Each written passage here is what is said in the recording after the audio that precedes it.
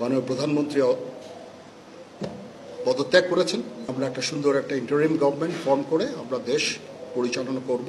সমস্ত অন্যায়ের বিচার আমরা করব। আপনারা সেনাবাহিনীর প্রতি আস্থা রাখেন, সশস্ত্র বাহিনীর প্রতি আস্থা রাখেন। আমি সমস্ত দায়িত্ব নিচ্ছি। প্রিয় দেশবাসী, আসসালামু আলাইকুম। আপনারা জানেন যে দেশে একটা ক্রান্তিকাল চলছে।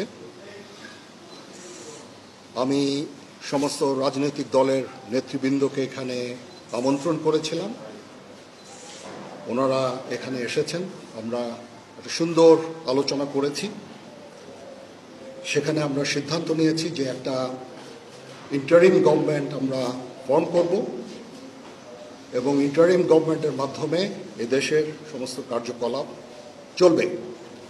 আমরা এখন মহামান্য রাষ্ট্রপতির কাছে যাব যে এই ইন্টারিম গভর্নমেন্ট ফর্মের ব্যাপারে ওনার সাথে আলোচনা করে আমরা একটা ইন্টারিম গভর্নমেন্ট ফর্ম করে দেশ পরিচালনা করব।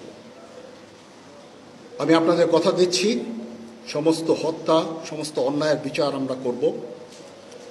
আপনারা সেনাবাহিনীর প্রতি আস্থা রাখেন, সশস্ত্র বাহিনীর প্রতি আস্থা রাখেন। আমি সমস্ত দায়িত্ব নিচ্ছি। আপনাদের জানমাল এবং আপনাদেরকে আমি কথা দিচ্ছি যে আপনারা আশাহত হবেন না।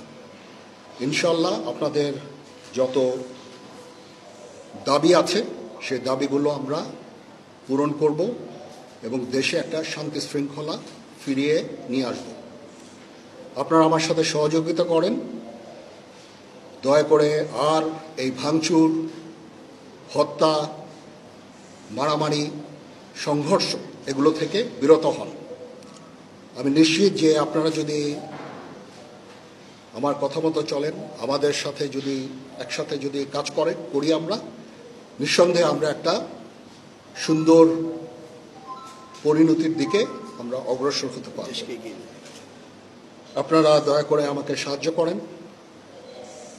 মারামারি করে এই সংঘাতের মাধ্যমে আমরা আর কিছু অ্যাচিভ করতে পারবো না, আর কিছু আমরা পাবো না। সুতরাং দয়া করে আপনারা সমস্ত ধ্বংসযজ্ঞ, সমস্ত অরাজকতা, সমস্ত সংঘর্ষ থেকে বিরত হন এবং ইনশাআল্লাহ আমরা সবাই মিলে একটা সুন্দর ভবিষ্যতের দিকে আমরা অগ্রসর হব। প্রতিটা হত্যার বিচার করা হবে, প্রতিটা অন্যায়ের বিচার হবে। আমরা আজকে সুন্দরভাবে কথা বলেছি। সমস্ত দলের প্রধান দলের নেতারা এখানে উপস্থিত ছিলেন। আমি ওনাদের ইনভাইট করেছিলাম এখানে। ওনারা ভেরি নাইস অফ দেম যে ওনারা এসেছেন অ্যান্ড আমরা একটা সুন্দর আলোচনা করেছি এবং এই আলোচনাটা ফলপ্রসূ হবে বলে আমি মনে করছি এবং আমরা একটা সুন্দর একটা ইন্টারিম গভর্নমেন্ট ফর্ম করে আমরা দেশ পরিচালনা করব। মাননীয় প্রধানমন্ত্রী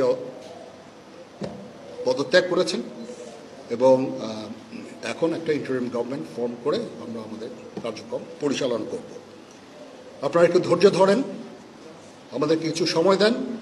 ইনশাআল্লাহ আমরা সবাই মিলে সমস্ত সমস্যার সমাধান করতে সক্ষম হব। আপনারা আর এই সংঘাতের পথে যাবেন না এবং শান্তি শৃঙ্খলার পথে ফেরত চলে আসেন।